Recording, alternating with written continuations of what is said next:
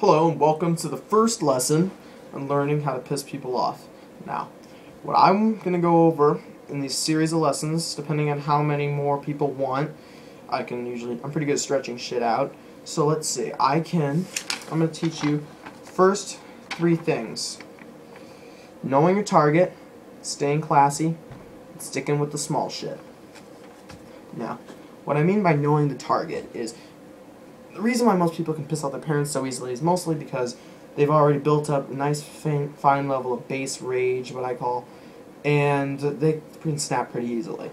So that's part of knowing your target. You're going to want to know how to get inside the person's head. You're going to want to know how to just drive them crazy. Be like an angry monkey. Just get like an angry monkey with a knife. Just get on their back and go insane. You know what I'm saying? Let's see. Next part, staying classy. Now this, what I have to say, adheres to the idea that you don't want to constantly be like, nah, nah, nah, nah, nah. Mostly because that is what I call direct rage. Now direct rage is something you do not want. Here's the reason why. Direct rage means that the person who you're pissing off knows who's trying to antagonize them. That way, their anger will be directed at you. And that way, you don't want that, because you can't really laugh at that at the end. It's not really as funny. So, what I'm saying about staying classy is making sure that they do not know that it's you. Okay? And when I point to myself, that means don't blame me, and I'm pointing to myself as a guide. I don't blame you. Just do like an Uncle Sam thing. Anyway, finally, the third small little lesson. No, these aren't really lessons. These are just the first lesson. The third step, I have to say, I really don't know. I don't know how the hell I'm ordering this shit. I'm just going up. There's third part. Sticking with the small shit. Now, what I mean by sticking with the small shit is you're going to want to build up, for instance, say this is, make a little rage meter. This is what I call a rage meter. I just made it up. Hope you guys like it. It's called a rage meter. Now, this is probably about the normal amount of rage that the average person probably has, which is around here.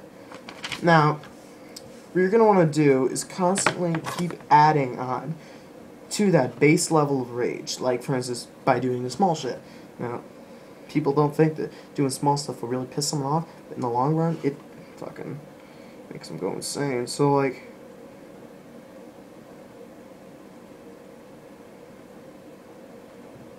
for instance, like, see all these black lines represent the small shit, basically. Can't really see it. The small shit. The small shit builds up after a while, creating a nice level of pent-up rage, which leads us to here, which on the Rageaholics rage scale, I have to say, that's your classic psychopathic meltdown / rage. Now, I have to warn you, if you ever get someone up to here, I don't care who you are, run. All I have to say. You're gonna have David Berkowitz, son of Sam, psychopathic serial killer on your hands.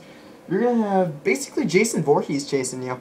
And no one really wants that, especially if you're a drunk-ass teenager. So, like I said, stick with the small shit. And make sure it's all indirect. Like, for instance, filling up someone's water. So just a little too much so they can't pick it up. That annoys people. Putting shit in their way. Putting dog shit in the house. Doing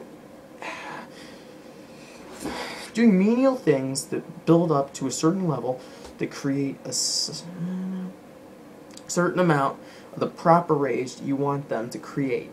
Now, but like I said, the big stuff is going to be left untouched for a couple more lessons. But this is probably the first lesson. What do I mean, probably the first lesson? Okay, this is the first lesson, and I really enjoyed making it, and I hope there'll be more to come. So, use your psychopathic rage skills that you will acquire drive the world into insanity or whatever. I really don't know. I really don't care. So, have fun.